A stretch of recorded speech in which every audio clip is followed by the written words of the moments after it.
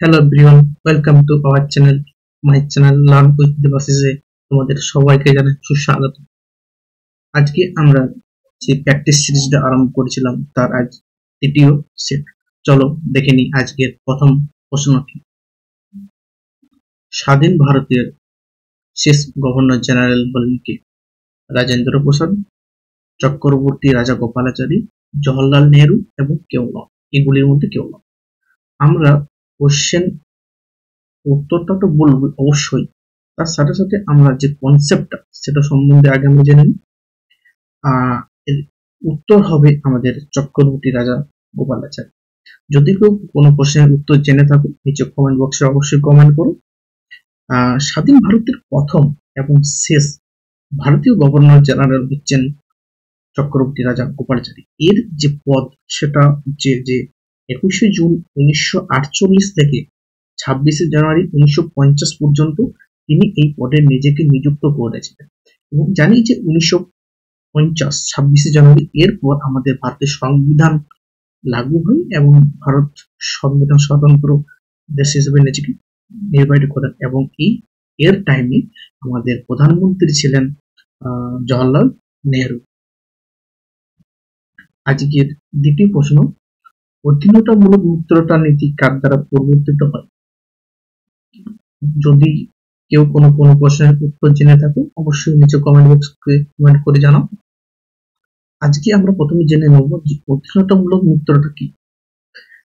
এই নীতিটি হলো লর্ড আমাদের ইস্ট ইন্ডিয়া কোম্পানির গুরুত্বপূর্ণ যে নীতিগুলো ছিল তার মধ্যে একটি গুরুত্বপূর্ণ নীতি হচ্ছে এই অধীনতামূলক মিত্রতা নীতি। সেখানে কি যে অতি সহজেই ব্রিটিশ ইন্ডিয়া যে কোনো রাজ্যকে নিজেদের অধিগ্রহণ করে নিত, কোনো যুদ্ধ না করে, এবং তাদেরকে ভয় দেখাতো যে অন্য কোনো রাজার যাতে সেই দেশটাকে আক্রমণ করতে না পারে, এবং যদি আক্রমণ করে সেটা সমস্তটাই দায়িত্বে থাকতো এই ইস্ট ইন্ডিয়া কোম্পানি।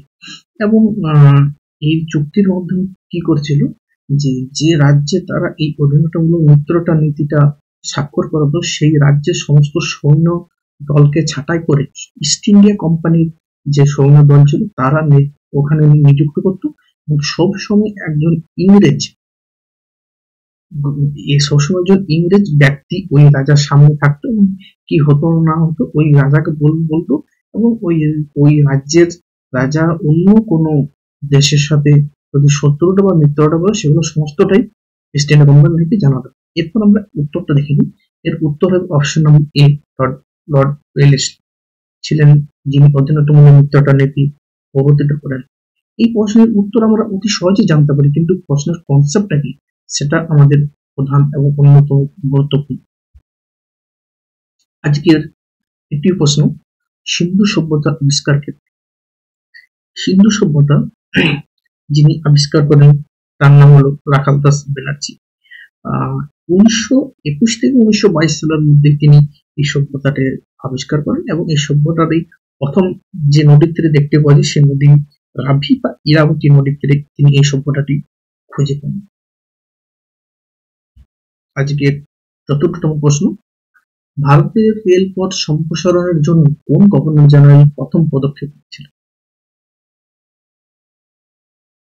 চলো উত্তরটা আমরা জেনে নিই। এর উত্তর হবে আমাদের লর্ড ডালহৌসি। সালটা হচ্ছে 1854 সাল। তিনি প্রথম এই যিনি গভর্নর জেনারেল ছিলেন যিনি রেল সম্প্রসারণের জন্য করেছিলেন। এবং আমরা সবাই জানি যে বোম্বে থেকে থানে পর্যন্ত আমাদের প্রথম রেল সম্প্রসারণ হয়। এবং বর্তমানে একটা কারেন্ট অ্যাফেয়ার্সের প্রশ্ন যে আমাদের বর্তমানে রেল মন্ত্রীর নাম কি? যদি কেউ অ্যান্সার জেনে থাকো নিচে কমেন্ট বক্সে অবশ্যই কমেন্ট করুন। আজকের পঞ্চমতম প্রশ্ন হলো, উচ্চ শিক্ষার জন্য ইংরেজি ভাষাকে মাধ্যম হিসেবে গ্রহণ করেছিলেন কোন গভর্নর জেনারেলের সাথে? ব্রিটিশরা যখন আসে তখন আমাদের ইন্ডিয়াতে বা ভারতে এতটা শিক্ষার প্রচার ছিল না, বিশেষ করে ইংরেজি শিক্ষা। ব্রিটিশ আসার পরের থেকে ইংরেজি শিক্ষার প্রচারটা আরো বেশি পরিমাণে ওরা বেড়ে যায়। এর অ্যান্সার হবে সি, অর্থাৎ Lord William Bentinck. Lord William Bentinck এর তিনি ছিলেন ইংরেজি ভাষাকে উচ্চশিক্ষার জন্য তিনি করেছিলেন এবং লর্ড উইলিয়াম বেন্টিং আমরা সবাই জানি তিনি হলেন ভারতের প্রথম গভর্নর জেনারেল এবং তার আমলে সতীদাহ প্রথাটি রদ করে এবং তিনি উচ্চশিক্ষার ক্ষেত্রে বিশেষ গুরুত্বপূর্ণ ছাপ ফেলেছেন এবং তিনি ভারতে এবং তিনি বিশেষ করে কলকাতা একটি মেডিকেল কলেজ তিনি প্রতিষ্ঠা করেন। আজকের 6 নম্বর প্রশ্ন, মাছ প্রতিপালন সংক্রান্ত বিদ্যাকে আমরা কি বলি?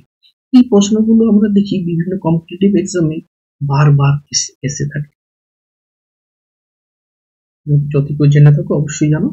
আচ্ছা, এই প্রশ্নের সঠিক উত্তর কৃষিকালচার, যেটা আমরা মাছ সংক্রান্ত বিদ্যা। আজকের 7তম প্রশ্ন হলো, পৃথিবীর বৃহত্তম হ্রদ হলো ভিক্টোরিয়া হ্রদ, অপশন বি সুপিরিয়র হ্রদ, অপশন সি ক্যাসপিয়ান সাগর, অপশন ডি কৃষ্ণ সাগর। আচ্ছা, এই প্রশ্নের সঠিক অ্যান্সার হলো ক্যাসপিয়ান সাগর। দেখো, বৃহত্তম হ্রদ, কিন্তু এই হ্রদটা এতটাই বড় যে যাকে আমরা সাগর নামে ডাকছি, যেটার জন্য আমাদের অপশন হবে সি ক্যাসপিয়ান সাগর, যেটি রাশিয়া এবং তার পার্শ্ববর্তী অঞ্চলে নিয়ে গঠিত।